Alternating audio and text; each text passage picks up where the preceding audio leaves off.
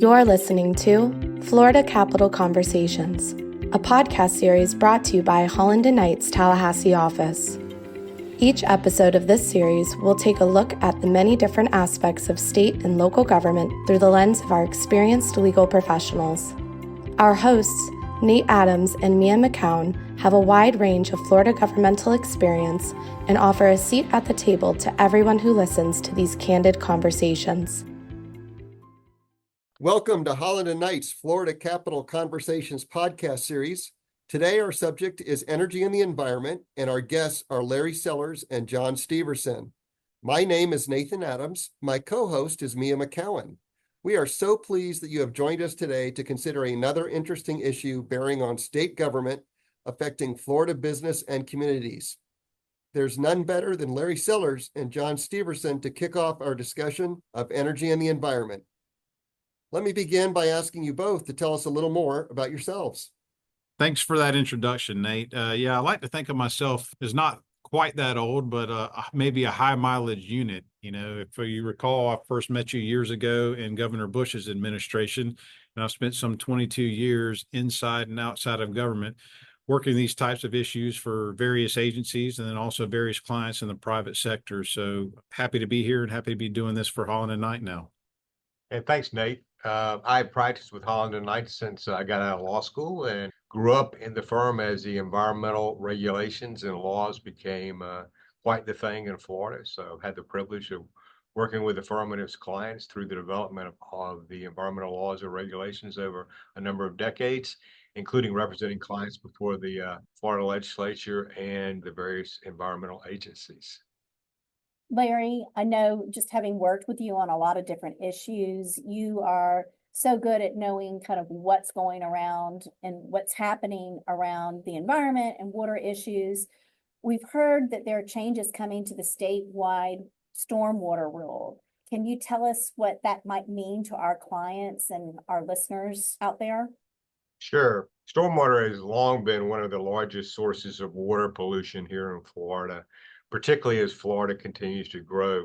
A couple of years ago, the legislature recognized this and enacted the Clean Waterways Act, which required the Florida Department of Environmental Protection to update its stormwater rules. DEP completed that rulemaking a year or so ago and adopted a new rule that includes, among other things, requirements that are intended to greatly reduce nutrient pollution. But these new reductions and improvements would come at great expense. DEP determined that the economic impacts of the new rule would be quite substantial, over $1.2 billion, that's with a B, or about $2,600 per acre. Under Florida law, a rule that has a significant economic impact, specifically if it's more than $1 million over 5 years, may become effective only if it's ratified by the Florida legislature. This past session, the legislature enacted Senate Bill 7040, which does in fact ratify the DEP stormwater rule.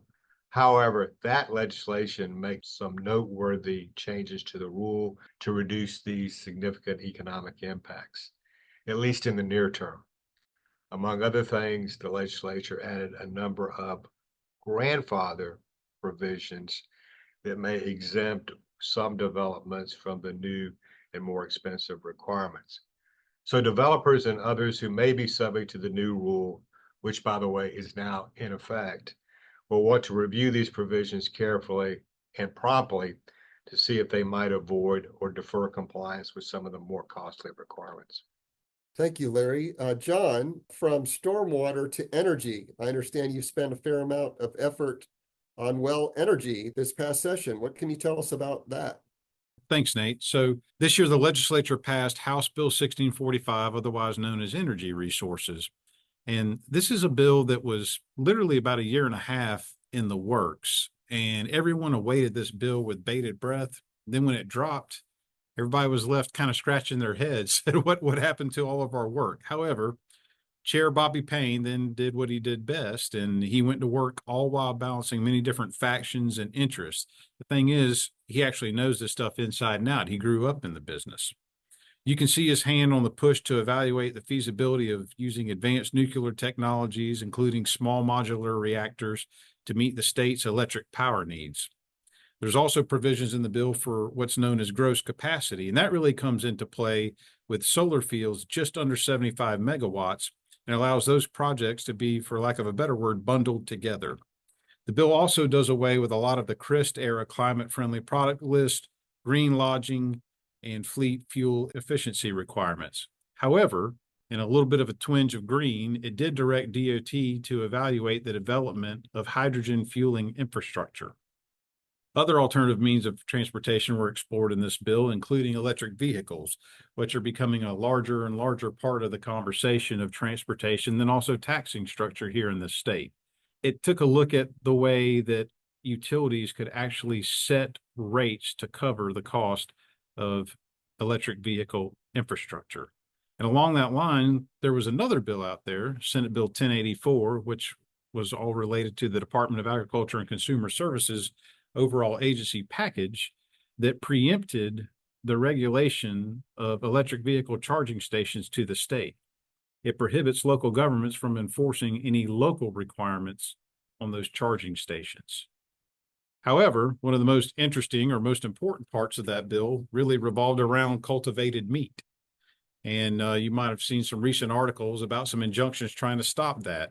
And in Florida, we ride for the brand. However, this bill ensures that the brand is on real live hide and that real meat is hitting your plate. It is now a second-degree misdemeanor to knowingly sell cultivated meat in Florida, and it specifically prohibits manufacturing, distributing, holding, or offering such product. And I guess you could say we're simple folks here in Florida, and there's a simple rule. Here in Florida, it better bleed before you feed. Larry, everywhere, you don't pick up the paper, you don't turn on the news, you don't drive around Florida without noticing how fast and how rapidly the state of Florida is growing. So many people are coming here, businesses are coming. We're seeing so much of our agriculture go away due to population increases, and I don't think that's stopping.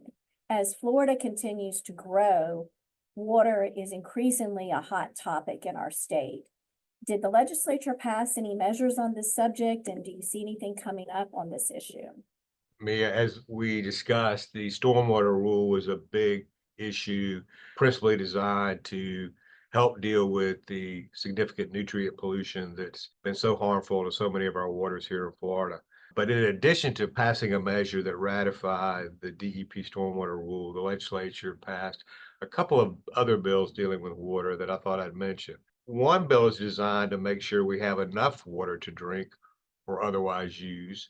And then a second bill is intended to make sure that folks know where there is too much water.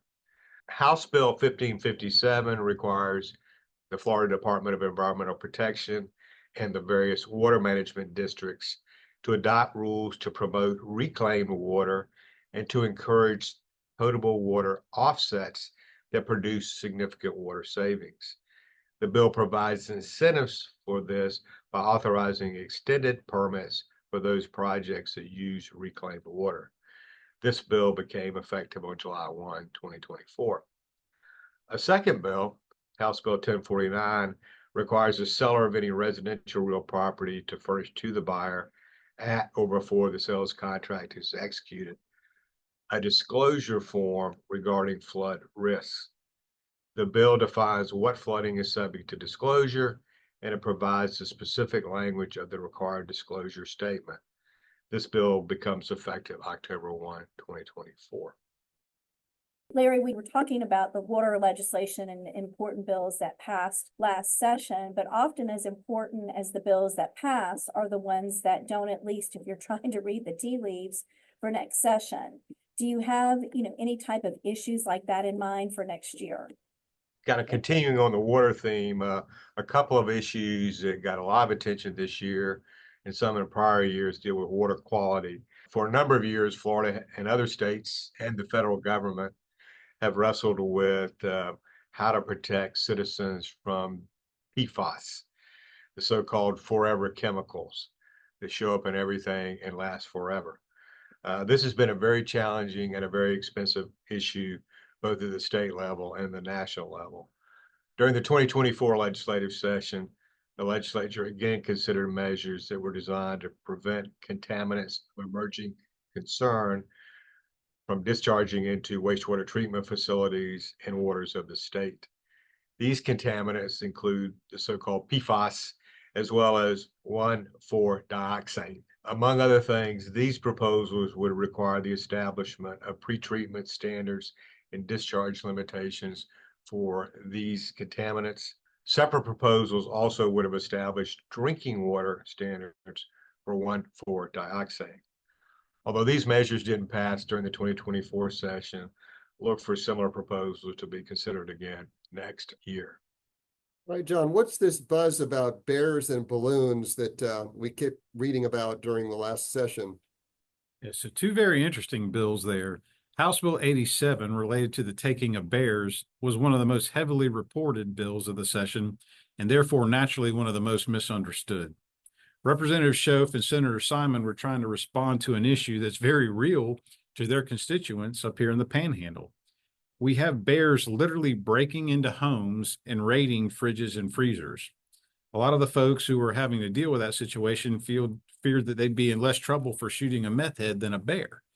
And this bill is not bear hunting. They can do nothing with the meat or the hide, and they must report any one of these incidences to the Florida Fish and Wildlife Conservation Commission, and the commission will then handle the situation. It's really kind of a stand your ground for bears.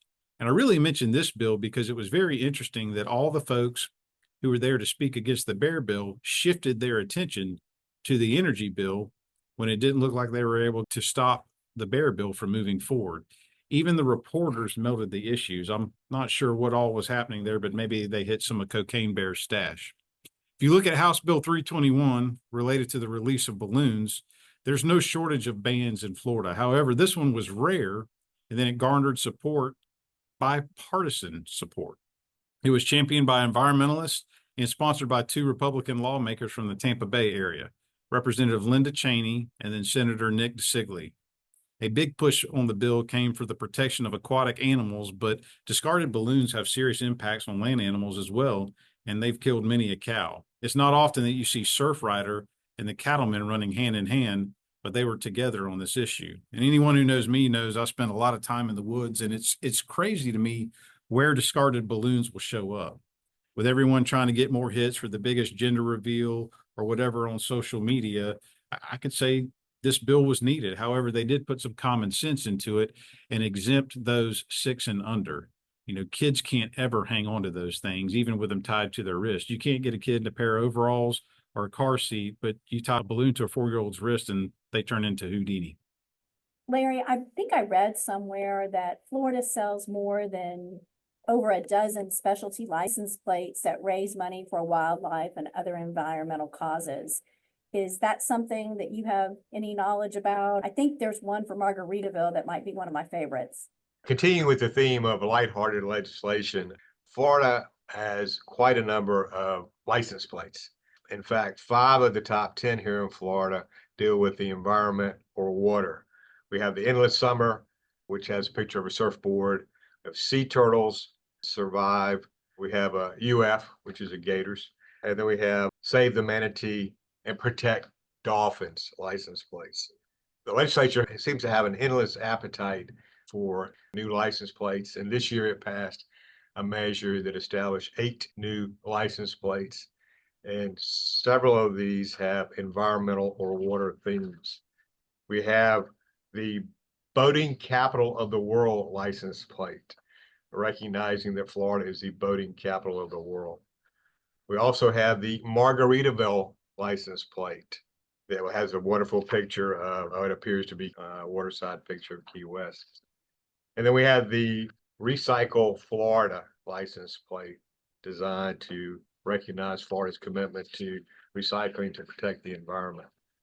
A related measure is the, and I guess I should say this when we talk about the Margaritaville license plate, is the Jimmy Buffett Memorial Highway, House Bill 91, designated A1A from Fernandina Beach to mile marker 0 in the Florida Keys as the Jimmy Buffett Memorial Highway.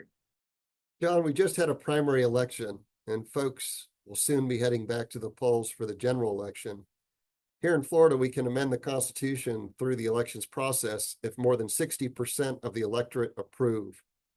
Are there any proposed constitutional amendments with an environmental focus?